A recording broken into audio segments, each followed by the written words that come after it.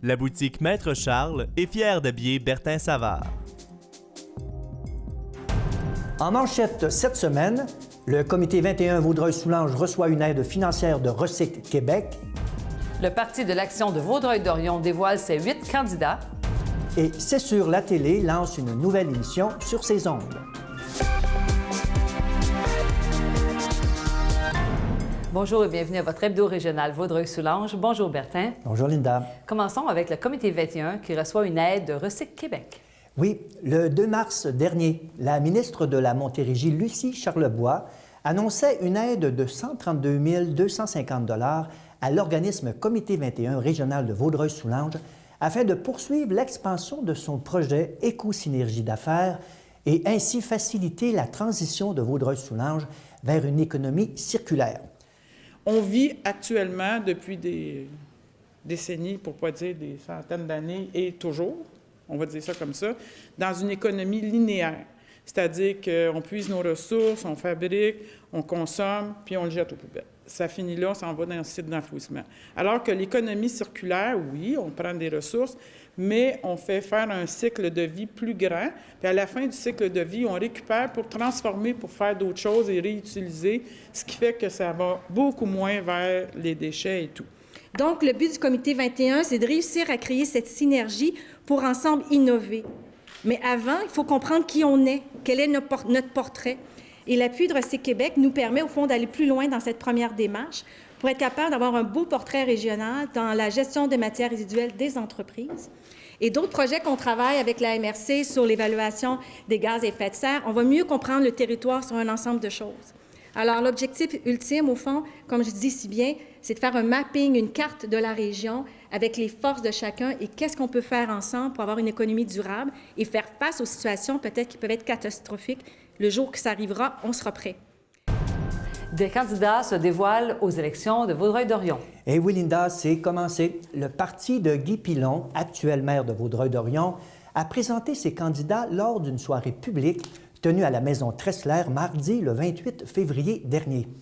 Le Parti de l'action de Vaudreuil-Dorion a dévoilé les 8 candidats composant son équipe pour les prochaines élections municipales qui se tiendront le 5 novembre 2017.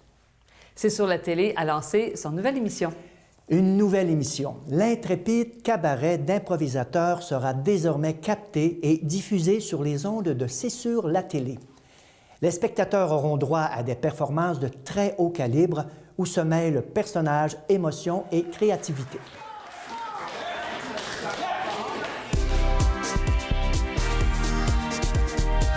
Linda, la ville de Pincourt lance un appel de projet. Oui, Bertin, le 23 février dernier avait lieu le lancement du plan d'action 2017 de la politique de développement social de Pincourt.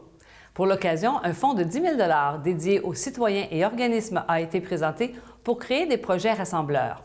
Pour s'impliquer et faire partie de ce changement social, visitez la page Comité citoyen dans la section Développement social du site Web de la Ville. Une conférence sur le transport maritime sera présentée prochainement. Oui, Bertin, le comité ZIP du Haut-Saint-Laurent invite la population à une conférence sur le transport maritime le 30 mars prochain à 18h30 à l'édifice Raphaël Barrette à Salaberry de Valleyfield. Un portrait sur les retombées du transport maritime au Québec et la zone industrielle ou portuaire à Salaberry de Valleyfield sera présenté. Un congrès sur les droits humains s'est déroulé au Collège Bourget en compagnie du réalisateur Yann Englund. Oui, Bertin, le 28 février dernier, le Collège Bourget a tenu son 11e congrès sur les droits humains. Organisé en collaboration avec le comité Amnesty International, ce congrès a proposé des thèmes aux élèves afin de susciter leur intérêt à en apprendre davantage sur les valeurs promues par la Déclaration universelle des droits de l'homme. L'acteur et réalisateur Yann Englund a présenté une conférence d'ouverture très motivante pour les jeunes de 4e et 5e secondaire.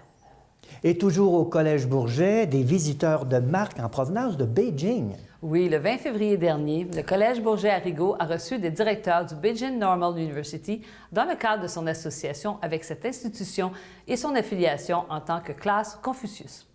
De fructueux échanges ont eu lieu et un partenariat fut établi en vue de faire des échanges d'enseignants. Ainsi, le Collège poursuivra sa tradition de l'enseignement du mandarin et de l'apprentissage de cette culture millénaire. Les heures d'ouverture sont bonifiées pour le centre de prélèvement de Vaudreuil-Soulanges. Oui, le Centre intégré de santé et services sociaux de la Montérégie-Ouest annonce que les heures d'ouverture du centre de prélèvement sans rendez-vous situé au CLSC et Centre de services ambulatoires de Vaudreuil-Dorion sont maintenant prolongées. La population du territoire de Vaudreuil-Soulanges pourra dès maintenant bénéficier de 10 heures supplémentaires par semaine pour accéder aux services de prélèvement. À noter que le centre reçoit annuellement environ 43 000 personnes. Cette initiative devrait permettre la prise en charge d'environ 11 000 personnes supplémentaires par année. Les Mustangs ont remporté un honneur au Gala Méritas. Oui, c'est le 4 mars dernier qu'avait lieu le 29e Gala Méritas de la Ligue de hockey junior 3A du Québec au Sheraton de Laval. Lors de cet événement, les Mustangs ont remporté un honneur d'équipe, celui de l'équipe la plus disciplinée, ayant cumulé le moins de minutes de punition au cours de la saison régulière. En effet, l'équipe n'a eu qu'un total de 607 minutes de punition sur 49 matchs. Plusieurs joueurs ont aussi récolté des bourses d'études. Les petites annonces communautaires sont une présentation de la Corporation de développement communautaire de Vaudreuil-Soulanges. Le Centre des femmes La Moisson vous convie à sa journée spaghetti. Oui, le dîner aura lieu le 31 mars prochain entre 11h et 14h et le souper sera servi de 16h à 19h30. De plus, vous aurez la chance de rencontrer l'actrice Geneviève Schmidt sur l'heure du dîner, tandis que Marcus de la Patte Patrouille sera sur place à l'heure du souper. La campagne de financement de l'Actuel se poursuit. Oui, Linda, les dons serviront à répondre à des dépannages pour nourrissons pour plus de 30 familles démunies de la région. Par exemple, Léa, âgée de 8 mois, née d'une maman monoparentale, se fie sur l'Actuel pour subvenir à ses besoins essentiels. Pour seulement 10 $ par mois, vous pouvez aider un enfant comme Léa. Et la coop C'est sûr tiendra prochainement son assemblée générale annuelle. Eh oui, la coop multiservice C'est sûr invite ses membres à son assemblée générale le 21 mars prochain au centre communautaire de Sainte-Justine de Newton dès 19h30. Une occasion de faire le bilan de l'année 2016 et de constater le dynamisme de la coopérative pour 2017. Et voilà, c'est tout pour cette semaine, pour cette hebdo régionale. Merci Bertin. Merci, bonne semaine. Bonne semaine.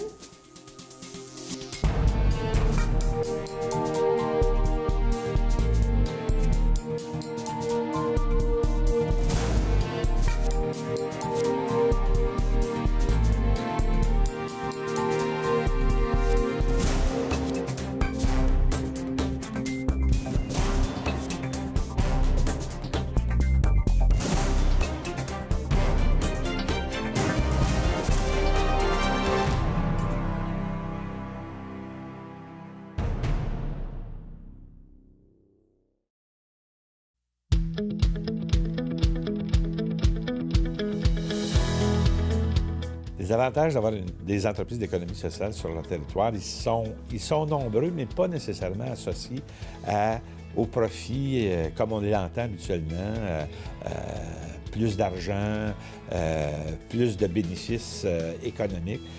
Les bénéfices sont davantage au bien-être des gens et ce genre d'entreprise-là qu'on met en place, ils sont plus susceptibles d'améliorer la qualité de vie des citoyens que de permettre des gens de s'enrichir davantage. C'est que ça remet à la communauté tout l'argent généré par l'activité de cette entreprise-là. Étant donné que les entreprises d'économie sociale, ce sont des entreprises habituellement locales ou à tout le moins régionales, l'argent reste dans la communauté. Il n'y a pas personne qui se met plus riche avec les profits qu'on peut faire, mais cependant, l'entreprise est plus riche en emplois. Beaucoup d'emplois sont créés directement à partir des profits que nous faisons. Depuis 2005, on a perdu un paquet d'emplois dans la MRC du Haut-Saint-Laurent avec les usines de textiles qui ont fermé leurs portes. Ici, on en crée 11 présentement. On a 11 emplois, dont 9 qui sont subventionnés par Emploi Québec. Juste là, ça stimule l'économie. C'est des gens qui travaillent. On insère des gens ici en emploi. C'est des gens qui reviennent sur le marché du travail. Ça, c'est le premier impact qu'on a socialement ici. C'est des gens qui ne travaillaient pas, qui reviennent, qui se réinsèrent dans le marché de l'emploi. On les prépare. Mais la création d'emplois qui se fait, la formation qui est donnée à des gens qui ne trouveraient pas souvent d'emploi dans un domaine plus payant, bien, cette formation-là permet une réintégration sociale. Le fait d'avoir l'économie sociale comme modèle de gestion, ça ouvre à des partenariats. Et ces partenariats peuvent être avec des gens du privé, des entreprises institutionnelles ou même gouvernementales. La friperie communautaire a une quinzaine de partenaires présentement. On a des partenaires qui nous ont donné un joyeux coup de pouce en offrant, par exemple, des services gratuits. Par exemple, comme la CEDEC qui a aidé à l'élaboration du plan d'affaires, la CDC aussi. On a aussi le SRSOA qui est un bon partenaire qui nous a aidé à mettre en place, sans qu'on ait à payer, un plateau de travail pour les gens qui viennent ici participer. Donc, on compte vraiment sur une multitude de partenaires qui nous aident de différentes façons. La promotion de l'économie sociale est importante parce qu'on connaît peu l'économie sociale et on s'imagine qu'il y a très peu de raisons d'être d'une entreprise d'économie sociale. Et plus on en parle, bien, plus il va y avoir des gens qui ont de l'imagination, qui vont trouver une bonne raison de pouvoir se mettre ensemble et de promouvoir leur entreprise d'économie sociale envers la communauté. Les entreprises d'économie sociale font participer le communautaire. Elles permettent à des individus de s'insérer ou de contribuer à la communauté, au bien-être de la communauté. Et cette partie du lien-là qu'on établit avec les entreprises, bien, ça nous fait grandir comme ville. Ça nous fait comprendre qu'au-delà des piastres et des cents, il y a une dimension beaucoup plus riche encore, qui est celle de travailler avec des individus, travailler avec les humains qui forment notre communauté. Alors, ce sont les humains qui sont nos citoyens, qui permettent, dans le fond, à cette économie-là de s'épanouir et d'offrir des services dans un sens plus large à l'ensemble de la population.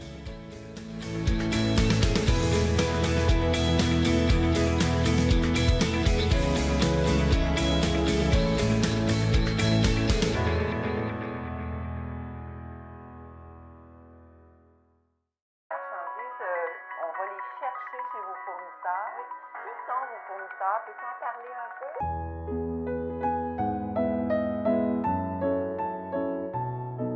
Ils sont écrites depuis de nombreuses années avec les commerçants. Ces denrées-là, une fois arrivées ici à l'entrepôt,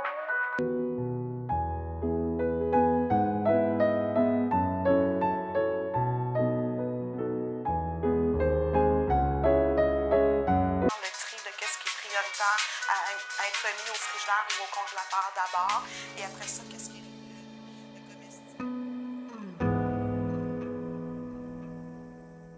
Dans Vaudreuil-Soulanges, un aîné sur 4 se sent isolé ou délaissé, et ce, peu importe son niveau de vie.